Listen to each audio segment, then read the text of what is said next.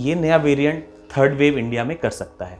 ये ज़्यादा इन्फेक्टिव है, मतलब एक से दूसरे को होने की क्षमता ओमिक्रॉन वेरिएंट में ज़्यादा है, इसलिए अगर किसी एक को होता है तो पूरी फैमिली में लोगों को हो सकता है। ये वैक्सीनेटेड जो अभी तक हमने वैक्सीन ली है, कोविशील्ड, कोवैक्सीन, इसके बाद भी ये इन्फेक्शन हो सकता है, बट उम्मीद ये है कि ये वायरस डेल्टा वेरिएंट के कंपैरिजन में लेस वायरुलेंट, मतलब कम खतरनाक होने के चांसेस। पिछले कोविड की तरह इसमें भी 2 फेजेस होंगे, फेज 1 जो फर्स्ट वीक में और फेज 2 सेकेंड वीक में। फेज 1 वायरीमिया का फेज है, जब ये वायरस बढ़ता है। इसमें जो सिम्टम्स होते हैं वो है मायल्जिया, मतलब बॉडी एक, बदन में दर्द होना, गले के सिम्टम्स, गले में खराशी, खांसी, गले में दर्द, कॉफ और फीवर। ये कॉमन सिम्टम्स हैं जो नॉर्मल फ्लू लाइक सिम्टम्स हैं। जनरली 3 से 4 दिन तक ये सिम्टम्स होंगे और फिर आप ठीक होने लगेंगे। इसमें क्या ट्रीटमेंट करना है? पहला इसमें जो आपने समझना है कि स्टेरॉइड्स नहीं लेने हैं। क्यों नहीं लेने हैं वो आप इस ग्राफ के थ्रू समझें। पहला फेज है वायरीमिया, मतलब वायरस बॉडी के अंदर बढ़ रहा है।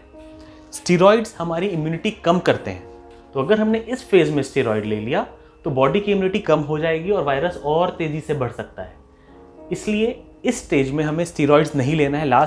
पिछले वेव में कई लोगों ने गलती की थी कि जब लोगों ने सुना कि स्टेरॉइड तो ट्रीटमेंट है कोविड का, तो उन्होंने बहुत जल्दी ही अपनी फीवर में स्टेरॉइड लेना शुरू कर दिया। ये काउंटर प्रोडक्टिव है, ये उल्टा असर करेगा। तो ये ध्यान रखें कि इनिशियल फेज में, फेज 1 में हमें स्टेरॉइड्स नहीं लेना है। अगर आपके डॉक्टर बोलते हैं तो वो कुछ सोच के बोलेंगे, बट सेल्फ मेडिकेशन नहीं करनी है स्टेरॉइड के साथ। इसमें ट्रीटमेंट हमें रखना है पैरासीटामोल फीवर होने के लिए। रेस्ट करें, रेस्ट बहुत इंपॉर्टेंट है। ज़्यादा से ज़्यादा फ्लूइड्स लें, पानी, नारियल पानी। कॉफ अगर हो जाए तो ऐसा कॉफ सिरप जिसमें डीकंजेस्टेंट हो, एंटी एलर्जिक्स हो, वो कॉफ सिरप ले सकते हैं। एक नाम मैंने यहाँ लिख रखा है। गले की सूदिंग के लिए, गले को आराम देने के लिए काढ़ा लें, गुनगुने पानी बार बार लें, इससे आपके गले को आराम मिलेगा। विटामिन सी, जिंक जो इम्यूनिटी बूस्टर्स होते हैं वो लिए जा सकते हैं। इनका कोई FDA अप्रूव्ड यूज़ नहीं है, लेकिन हमें पता है कि इससे इम्यूनिटी बढ़ती है, कोई नुकसान नहीं है, तो ये चीज़ें ली जा सकती हैं। बाकी और ट्रीटमेंट जो पिछले बार यूज़ हुए थे, पिछले वेव में यूज़ हुए थे, डॉक्सीसाइक्लिन, आइवरमेक्टिन, हो सकता है इस बार भी यूज़ हो, लेकिन अभी तक जो स्टडीज़ हैं उसका यही है कि ज़्यादा रोल ओमिक्रॉन में इनका नहीं है, डाउटफुल रोल है। हो सकता है आपके डॉक्टर सजेस्ट करें तो इसलिए वो लिया जा सकता है, बट सेल्फ मेडिकेशन डायरेक्टली, क्योंकि लास्ट ईयर हमने सुना था डॉक्सीसाइक्लिन और में खुद न लें, ज़्यादा रोल नहीं है। फेबीफ्लू ओमिक्रॉन वेरिएंट में कम यूज़फुल हो सकता है। रेमडेसिविर पाया गया है कि इस वेरिएंट में ये यूज़फुल नहीं है। फेबीफ्लू कुछ डॉक्टर्स दे सकते हैं, क्योंकि कोविड है, इतनी क्लैरिटी हर चीज़ की नहीं है, इसलिए बेटर सेफ देन सॉरी को कुछ डॉक्टर्स को फेबीफ्लू दे सकते हैं, बट आप इसके लिए सेल्फ मेडिकेट ना करें। कुछ दिनों में एक नई मेडिसिन आने वाली है मोलनुपिराविर, जो सिर्फ डॉक्टर प्रिस्क्रिप्शन में ही दी जाएगी। ये कुछ सिलेक्ट सिचुएशंस में यूज़ करने के लिए होती है, जैसे high risk patients, diabetes patients, elderly patient, heart disease patient, तो उनमें इनिशियली वायरल लोड कम करने के लिए ये मेडिसिन दी जा सकती है। लेकिन सेल्फ मेडिकेशन हमें अवॉइड करना है, ये सिंपल मेडिसिन नहीं होती हैं। पैरासीटामोल वगैरह आप लें खुद, लेकिन एंटीवायरल्स खुद नहीं लेना है हमें। एंटीबॉडी कॉकटेल जो पिछले वेव के एंड में आया था, काफ़ी सक्सेसफुल रहा। ओमिक्रॉन में इसका इफेक्ट काफ़ी कम है। दूसरे एंटीबॉडी कॉकटेल आएंगे तो वो हेल्पफुल होंगे, बट अभी जो एंटीबॉडी कॉकटेल अवेलेबल है वो ओमिक्रॉन के लिए कम यूज़फुल है। लेकिन हमें कौन सा कोविड हुआ है, ओमिक्रॉन है या पुराना वेरिएंट है, ये पता चलने में टाइम लगता है। RT-PCR के भी 3-4 दिन बाद ये पता चलता है। तो हो सकता है इन सेलेक्ट सिचुएशंस में कुछ डॉक्टर्स आपको सजेस्ट करें, तो यहाँ पे हमें डॉक्टर के जजमेंट पे जाना है।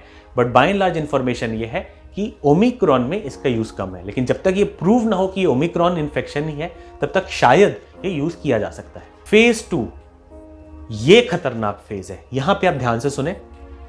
देखिए, पीछे कोविड में कई लोग फेज 2 में गए क्योंकि वायरस खतरनाक था। ये क्यों होता है? ये फेज 2 क्या है? ये फेज 2 कहलाता है साइटोकाइन स्टॉर्म। इसमें क्या होता है, वायरस हमारी बॉडी में कम हो रहा है, लेकिन जो बॉडी की इम्यूनिटी है, बॉडी का रिएक्शन है, वो बढ़ सकता है साइटोकाइंस। और जब ये साइटोकाइन स्टॉर्म आता है तो ये न कि सिर्फ वायरस पे बल्कि बॉडी के बाकी ऑर्गन्स पे भी अटैक करता है। जिसकी वजह से कॉम्प्लिकेशन हो सकते हैं, lung damage, poor oxygenation etcetera, ये साइटोकाइन स्टॉर्म की वजह से होता है। तो ये खतरनाक है। इसमें क्या होगा, साइटोकाइन स्टॉर्म, तो इसमें क्या होगा, साइटोकाइन स्टॉर्म की वजह से लो ऑक्सीजनेशन, मतलब आपका SpO2 का फॉल होना। यहाँ पे ध्यान देने वाली बात है हैप्पी हाइपोक्सिया, जिसने लास्ट ईयर बहुत कोहराम मचाया था। आपको लगेगा कि आप सही हो, लेकिन आपके बॉडी में ऑक्सीजन कम होता जा रहा है। इसके ऊपर मेरे कुछ और वीडियोस हैं, तो आप डिटेल में उस पर देख सकते हैं हैप्पी हाइपोक्सिया के बारे में। हैप्पी हाइपोक्सिया के लिए अगेन एक टेस्ट है, वॉक टेस्ट, जो मैंने उसमें डिस्कस किया है कि आपको वैसे लग रहा है कि आप ठीक हो, बट अगर आप 4-5 मिनट चलते हो तो आपकी ऑक्सीजन में कमी आ सकती है, SpO2 में कमी आ सकती है। तो ये एक साइन होता है हैप्पी हाइपोक्सिया का, तो इसका आप इस्तेमाल करें। ऑक्सीमीटर लाइफ सेविंग है, इसका इस्तेमाल सेकेंड वीक में करना बड़ा इंपॉर्टेंट है। तो ऑक्सीमीटर अपने पास रखें, खासतौर से सेकेंड वीक ऑफ इलनेस में, क्योंकि हो सकता है आपको सब अच्छा लग रहा हो बट ऑक्सीजन की कमी हो सकती है बॉडी के अंदर। एक इंपॉर्टेंट बात यहाँ पे बताना चाहूँगा, क्योंकि इस बार वेव विंटर, खासतौर से नॉर्थ इंडिया में विंटर के महीने में आ सकती है, तो ऑक्सीमीटर ठीक से इस्तेमाल करें। अब सर्दियों में क्या होता है कि हमारे हाथ पैर ठंडे होते हैं, तो टिप्स पे जहाँ पे ऑक्सीमीटर का इस्तेमाल होता है, यहाँ पे ब्लड फ्लो कम हो जाता है।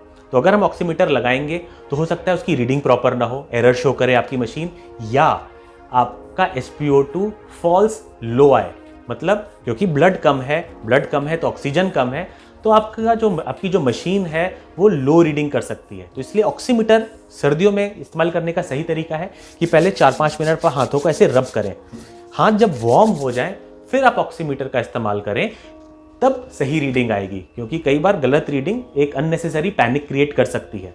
तो अगर आपने ऑक्सीमीटर लगाया, एक लो रीडिंग आ रही है, तो पहले हाथों को वार्म करें, फिर एक बार दोबारा रीडिंग चेक करें, तब आपको सही रीडिंग पता चलेगी।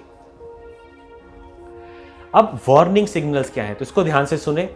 कब हमें कॉशियस हो जाना है, अलर्ट हो जाना है और डॉक्टर को इमीडिएटली कांटेक्ट करना है। अगर SpO2 94% से कम हो जाए, आपको आपकी बीमारी के दूसरे हफ्ते में अचानक, आप ठीक हो रहे थे लेकिन अचानक फिर से फीवर आ जाए, कपकपी आने लगे, तेज फीवर आ जाए और बहुत ज़्यादा कमज़ोरी महसूस होने लगे, तो ये वार्निंग साइंस हैं। इनमें से कुछ भी होने पे आपको इमीडिएटली अपने डॉक्टर को कांटेक्ट करना है।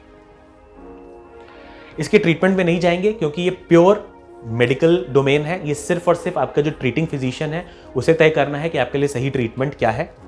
ये कुछ ऑप्शंस हैं जो यूज़ किए जाएंगे, बट यहाँ पे टोटल इंडिविजुअल मेडिकल जजमेंट पे ही हमें जाना है। तो दोस्तों, जैसा कि हम जानते हैं कि शायद हमें थर्ड वेव का सामना करना पड़े, लेकिन सिल्वर लाइनिंग ये है कि ये third wave hopefully milder wave होने वाली है। कम लोग ज़्यादा बीमार पड़ने वाले हैं, कम लोग सीरियस होने वाले हैं, तो ये अच्छी बात है। लेकिन फिर भी परसेंटेज लो है लेकिन ज़ीरो नहीं है, तो हमें कॉशियस रहना है, क्योंकि अगेन हमारी फैमिली के लिए हम 100% हैं, हम एक स्टैटिस्टिक नहीं है। तो कोविड अप्रोप्रिएट बिहेवियर का ख्याल रखें, हाथ धोते रहें, सैनिटाइज़र का यूज़ करें, मास्क का इस्तेमाल करें और अपने आप को सुरक्षित रखें। Thank you.